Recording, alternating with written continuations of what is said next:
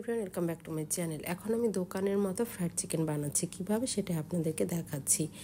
আর এই বানানোটা দেখতে হলে শুরু থেকে আমার সঙ্গে থাকতে হবে। উপরেরটা হয় একেবারে ক্রিস্পি, ভিতরেরটা নরম, খুবই সুস্বাদু খাবার। আপনারা একবার শিখে নিলে নিচেরে বানিয়ে খেতে পারবেন। তো চলুন শুরু করি। আমি 1 কেজি 600 গ্রাম ওজনের 4টা মুরগি, সেগুলোকে কেটে ধুয়ে পানি ঝরিয়ে নিয়েছি। এবারে দিয়ে দিচ্ছি আদা রসুন বাটা, দিয়ে দিচ্ছি স্বাদ মতো লবণ, এবারে দিয়ে দিচ্ছি মরিচ গুঁড়ো,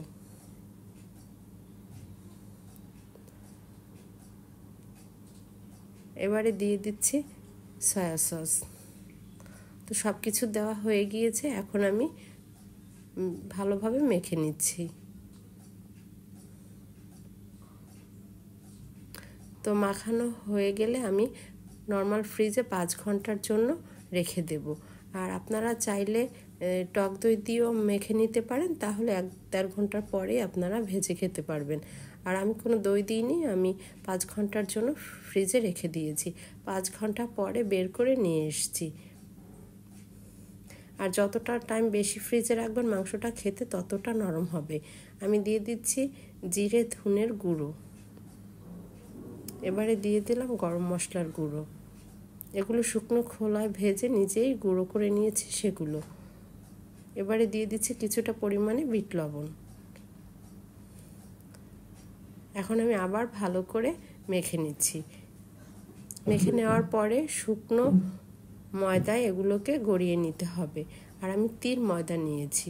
শুকনো ময়দায় গড়িয়ে নর্মাল কলের যে পানি, সেই পানিতে ডুবিয়ে আবার ময়দায় গড়িয়ে নিব।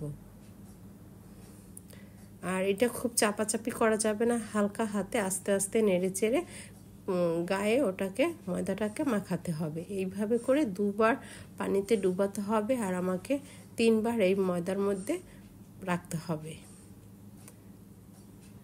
এরপরে এটাকে গরম তেলে ছেড়ে দিতে হবে, তাহলে একবারে দোকানের মতো হবে।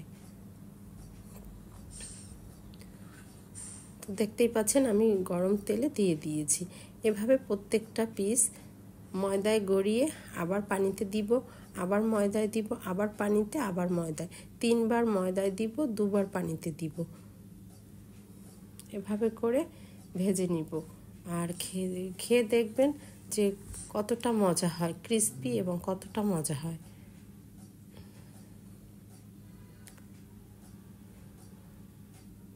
আর ময়দাটার মধ্যে আমি হালকা সামান্য পরিমাণে লবণ দিয়েছি, যেহেতু উপরের ক্রিস্পিটা যদি লবণ না লাগে ভালো লাগবে না, এজন্য আমি সামান্য লবণ মিশিয়ে নিয়েছি। ওটা আপনাকে দেখাইনি, আমি বলে দিয়েছি।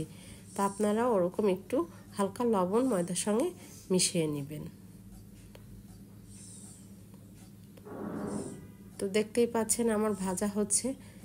আর চুলার আঁচটা আমি আপনাদেরকে দেখিয়ে দিচ্ছি, মাঝারি আঁচে। প্রথমে তেলটা হিট করে চুলাটা মাঝারি আঁচ করে রেখেছি, এবারে আস্তে আস্তে ভাজা হচ্ছে।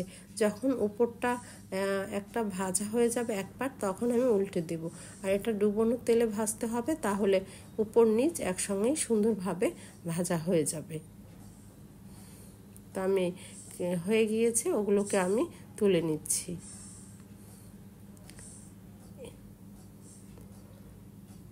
দেখতেই পাচ্ছেন যে ভাজার কালারটা কিভাবে হয়েছে।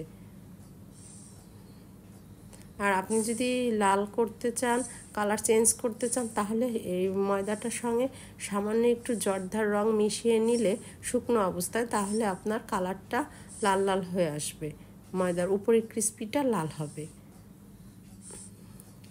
তো আমি আবার বানিয়ে নিচ্ছি। আমি এভাবে আপনাদেরকে দেখালাম যাতে আপনাদের সুবিধা হয় এবং কোনো অসুবিধা ভাজতে না হয় করার সময়। আমি আপনাদেরকে আবার দেখাচ্ছি।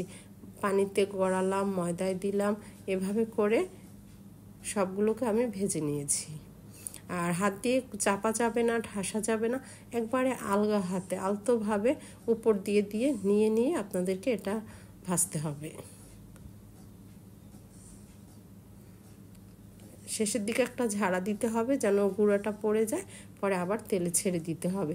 এইভাবে করে আমি সব কিছু ভেজে নিয়েছি। আবার আসবো অন্য ভিডিও।